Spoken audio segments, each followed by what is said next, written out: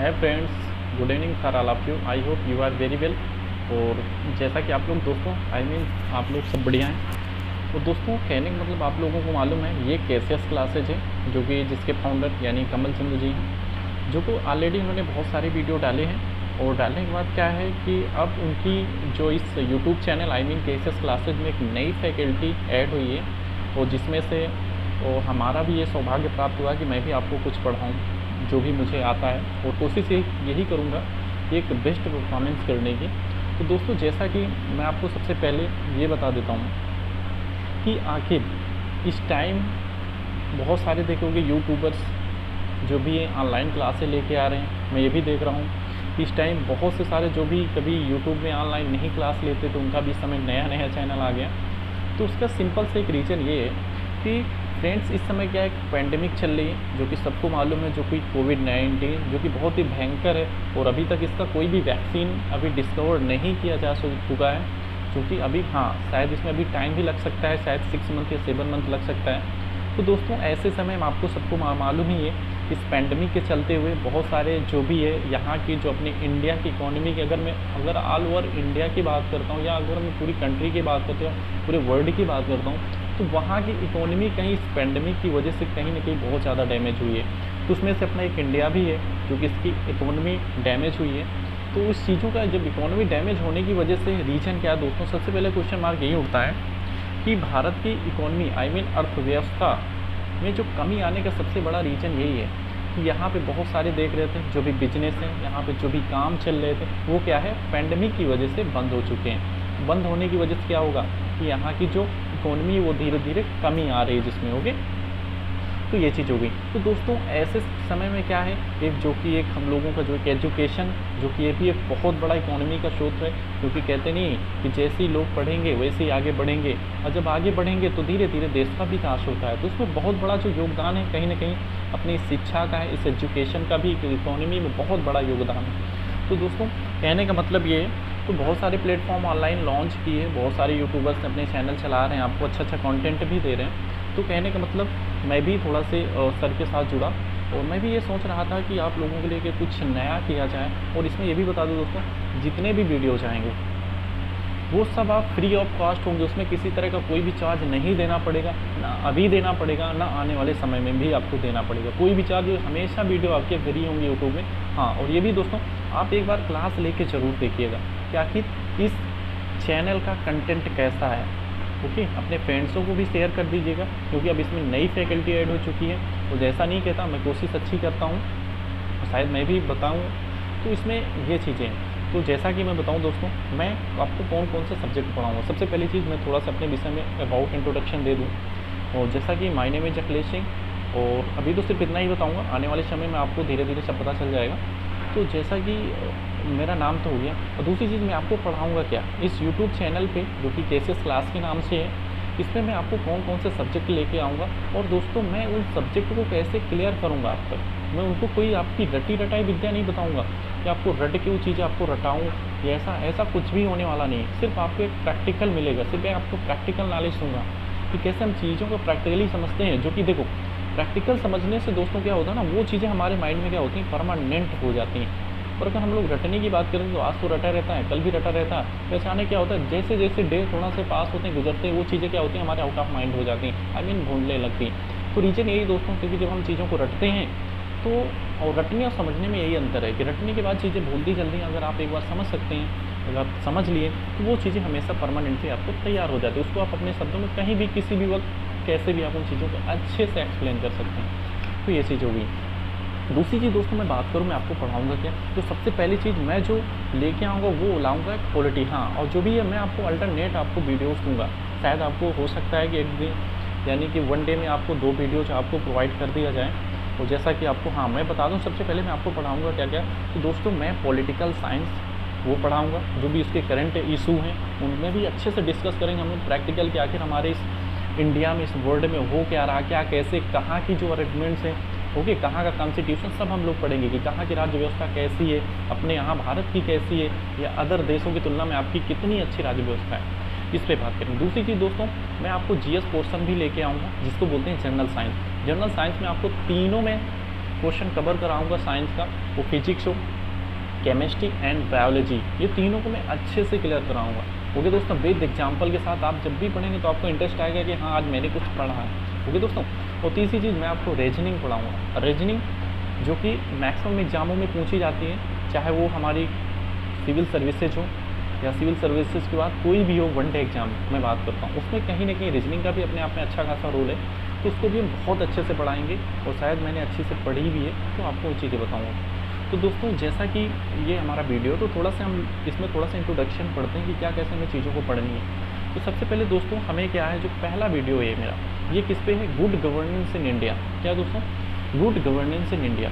Okay दोस्तों, तो पहले यही हमें समझना है कि आखिर भारत में सुशासन की बातें हो रही, ठीक है। आगे सबसे पहले हमें देखो दोस्तों, पढ़ने से पहले हमें कोशिश यही करनी है कि हमें उनके टर्म को समझना है। अगर वो टर्म हमें समझ में आ गए ना, तो हर एक चीज़ें क्लियर हो जाती हैं। तो जैसे यही दोस्तों ना, अगर आपको लैंग्वेज अच्छी लिखनी है, हम एक अच्छे राइटर कब बन सकते हैं, किसी की कॉपी करके हम एक अच्छे राइटर नहीं बन सकते। ओके, हमें क्या, उसके लिए हमें खुद के अपने टर्म्स लाने पड़ेंगे, खुद के अपने टर्म्स को समझना पड़ेगा अच्छे से, तभी तो हम नए टर्म उसमें इंक्लूड कर सकते हैं, आई मीन जोड़ सकते हैं। तो ये चीज़ें होती हैं। तो सबसे पहले हमें समझना क्या है, अभी हम इसमें थोड़ा सा बेसिक समझते हैं। आखिर इसका हम एक तरह से आप बोल सकते हैं, आप नमूना भी बोल सकते हैं, डेमो भी बोल सकते हैं, और इसके बाद जो हमारी क्लासें होंगी वो कंटिन्यू होंगी।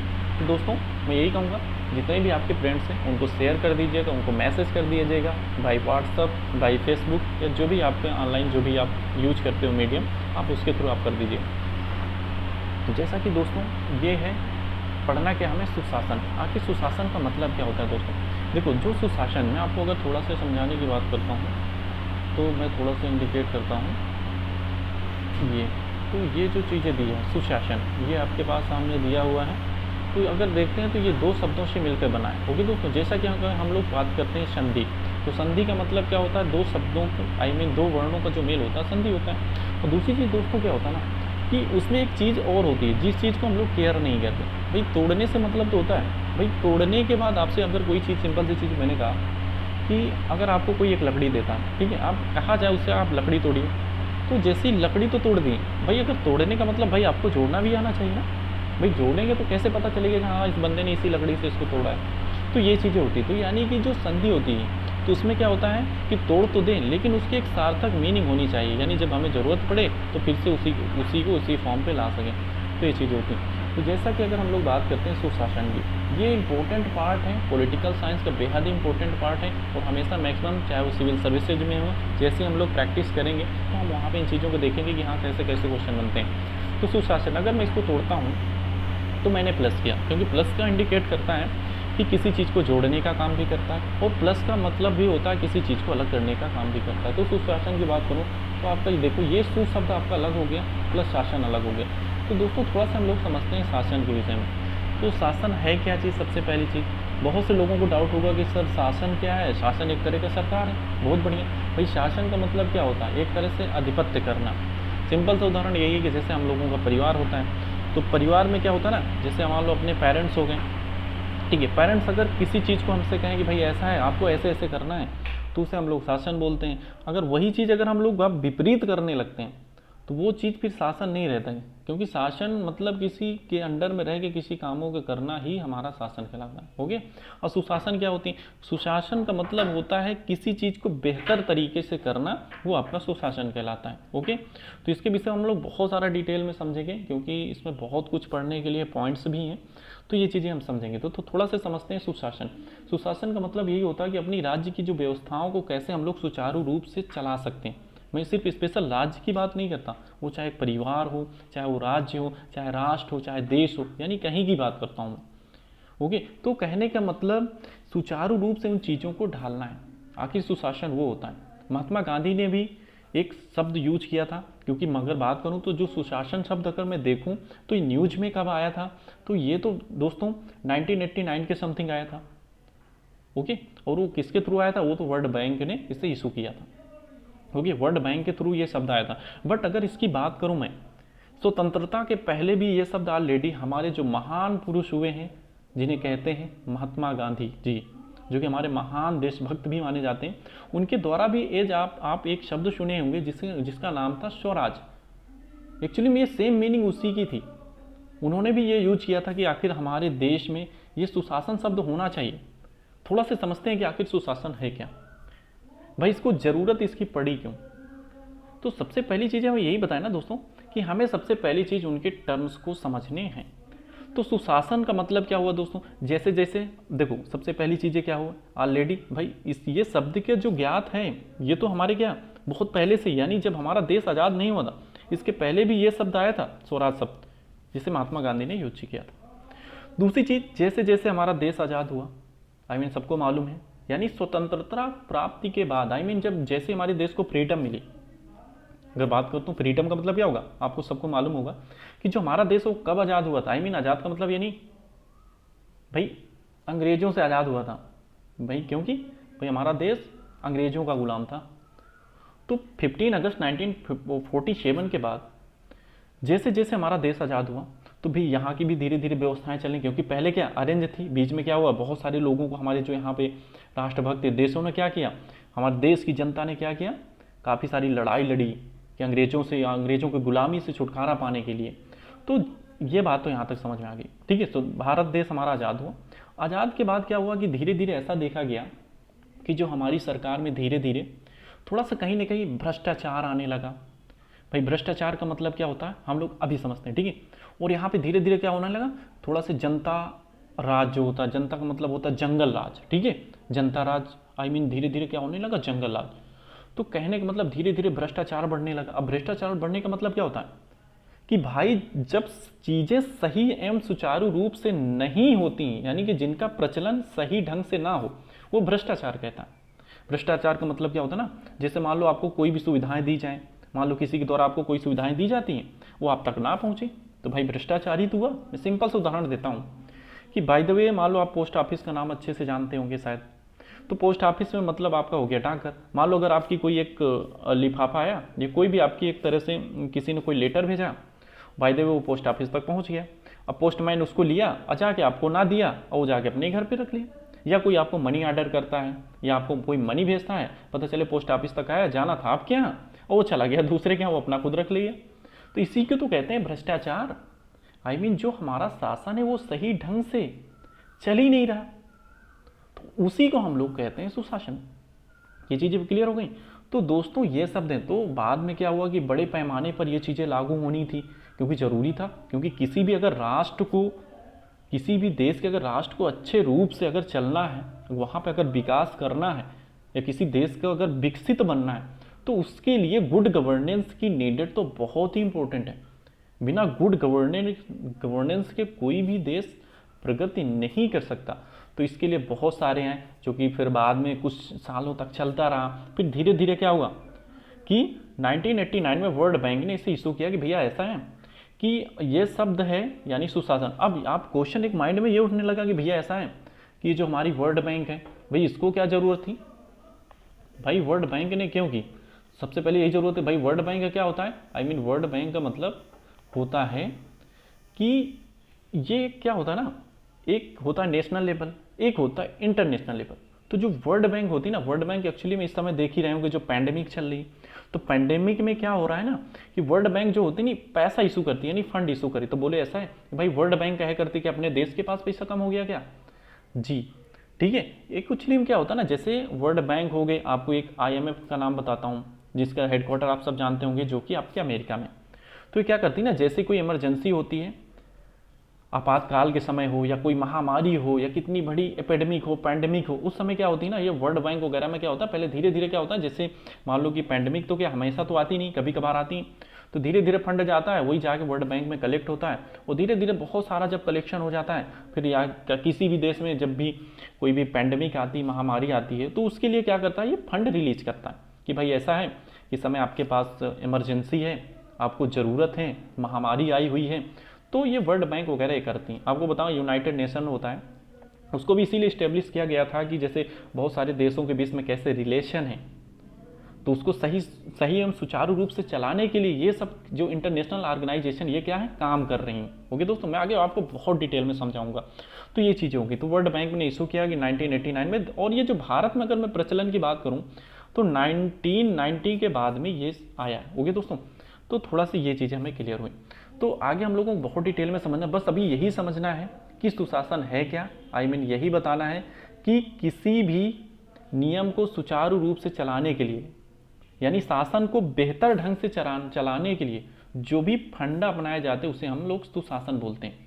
फिर बाद में क्या हुआ, ऐसा हुआ भाई कि चलो ठीक है, सुशासन को हम लोग प्रशासन में कन्वर्ट करते हैं। भाई सुशासन किसके अंदर आएगा, भाई प्रशासन ही तो काम करेगा सुशासन पे, क्योंकि भारत क्या है, हमारा एक लोकतांत्रिक देश है। ओके दोस्तों, तो ये चीज़ें हम लोग यहाँ तक समझ लिए। हम लोग अब जब बात करेंगे तो नेक्स्ट में जैसे ही होगा हम लोग डिटेल से समझेंगे। तो अभी मैं थोड़ा सा कुछ इसका कंटेंट दूंगा कि आखिर हमें पढ़ना क्या क्या। दोस्तों शॉर्टकट से हमें कोई बहुत बड़ी सफलता नहीं मिलती। आज के टाइम में जो भी होते हैं पेपर सेट करते हैं, पहले होता था कि आप रट लो चीज़ें क्लियर हो जाती, बट अगर हम लोग अगर यही कोशिश करें, अगर हम लोग बिग गोल की ओर जाना चाहते हैं, अगर हमें वहाँ पहुँचना है तो थोड़ा सा मेहनत जरूर करनी पड़ेगी। बट क्या एक बार मेहनत हो गई ना तो छोटी मोटी समस्याएं तो ऐसे ही सॉल्व हो जाएंगी।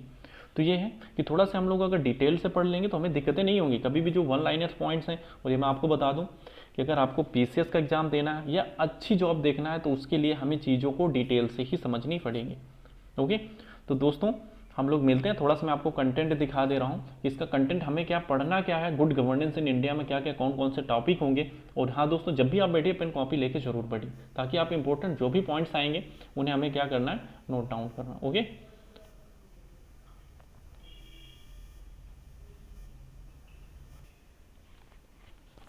जैसा कि कंटेंट दोस्तों आ गया सबके सामने, और हमें इन्हीं कंटेंट में से इन्हीं चीज़ों को पढ़नी है अच्छे से। ओके, जो कि ये कोई भी एग्जाम हो सिविल सर्विसेज से रिलेटिव सबके लिए बेहद ही इंपॉर्टेंट है, और ये इसेंशियल इंपॉर्टेंट फैक्ट्स हैं सब।